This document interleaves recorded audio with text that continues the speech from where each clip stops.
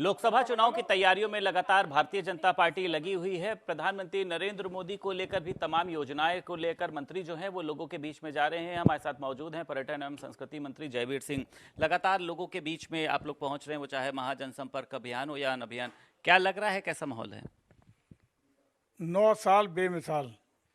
ये सारे जो भी 9 साल में भारत सरकार के द्वारा लोक कल्याणकारी योजना, गरीब कल्याणकारी योजनाएं, विकास, विश्व पटल पर भारत की छवि और अन्य जितने भी उपलब्धियां भारत सरकार और प्रदेश सरकार की हैं, उन उपलब्धियों को जन सरोकार से जोड़ने का काम, जन जन तक पहुंचाने का काम हम भारतीय जनता पार्टी के सारे कार्यकर्ता बूथ लेवल से लेकर राष्ट्रीय स्तर तक के सभी पदाधिकारी, जनप्रतिनिधि ये काम लगातार करेंगे और ये कार्यक्रम पूरे जून भर के महीने चलने का काम होगा। पर्यटन विभाग की तरफ से एक जो नई पहल की गई है जिसमें पर्यटन स्थलों को अब 50% जो है वो आप लोगों का विभाग देगा, क्या क्या बेनिफिट होगा सर इसका?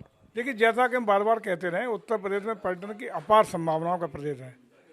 धार्मिक रूप से, सांस्कृतिक रूप से, ऐतिहासिक रूप से तमाम ऐसे डेस्टिनेशन हैं जो अब तक अछूते पड़े थे, जिनको कोई जान नहीं रहा था। हर गांव में कोई न कोई आता, हमारा कुल देवी, गांव देवता, ग्राम देवता हर जगह उपलब्ध है।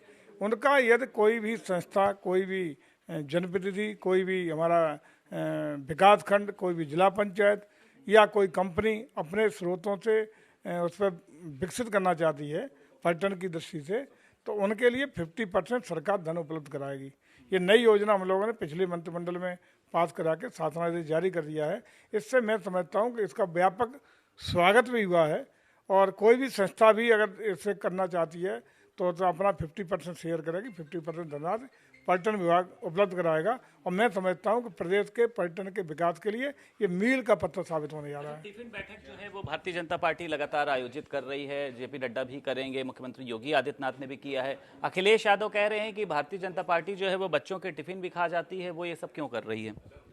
अखिलेश जी तो क्या कहते हैं, भगवान ही मालिक है। कहीं भी कोई बच्चों जैसी टिप्पणियां करने का काम करते हैं, लेकिन ये सही है कि हम लोग जो रणनीति बनाते हैं, जो कार्ययोजना बनाते हैं, जिस तरीके से अपनी योजना को लागू जमीन तक पहुंचाने का काम करते हैं, वो अखिलेश जी के सिर के ऊपर से निकली चली जाती है। उनके पल्ले ही नहीं पड़ता कि हो क्या रहा है। और जब तक उनके पल्ले पड़ के हमारी योजनाओं की नकल करने का शुरुआत करते हैं, तब तक हम नई योजना लॉन्च कर देते हैं। अखिलेश यादव सर इस समय धार्मिक स्थलों के चक्कर लगा रहे हैं। गोला गोकर्णनाथ पहुंचे हैं सपा प्रशिक्षण शिविर को लेकर, फिर इसके बाद नैमिषारण्य। क्यों जा रहे हैं धार्मिक स्थल इस समय? जैसा कि मैंने कहा, हमारी नकल कर रहे हैं।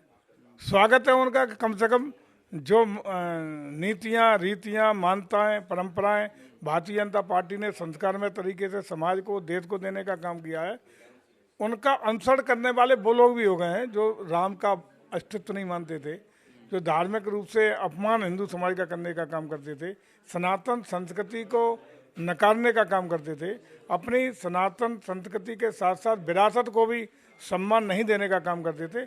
ऐसे लोग भी यदि अब हमारे रास्ते पे आ गए हैं तो स्वागत है। अच्छा सर, केंद्र द्वारा जो अध्यादेश एक लाया गया है उसको लेकर कल अरविंद केजरीवाल, भगवंत मान, संजय सिंह, अखिलेश यादव से मुलाकात करें। उनका कहना यह है कि ये जो आपका जो उसको असंवैधानिक बताया है, अलोकतांत्रिक बताया है। देखिए, चाहे संसद भवन के लोकार्पण का विषय हो या अध्यादेश के विरोध करने का विषय हो, ये सारी गोलबंदी अगले लोकसभा के चुनाव की दृष्टि से विपक्ष के लोग करने का काम कर रहे हैं। इसका कोई प्रभाव भारतीय जनता पार्टी की सेहत पर या 2024 के लोकसभा चुनाव पर पड़ने वाला नहीं है। ये सारा का सारा जो भी उनके कार्यक्रम चल रहे हैं अन्य अन्य तरीके से, सारा एक उसका मिशन है लोकसभा चुनाव 2024। बहुत शुक्रिया सर, हमारे साथ बात करने के लिए मौजूद थे उत्तर प्रदेश सरकार में पर्यटन एवं संस्कृति मंत्री जयवीर सिंह। लखनऊ से वीडियो जर्नलिस्ट के वर्मा के साथ संदीप खेर, भारत समाचार।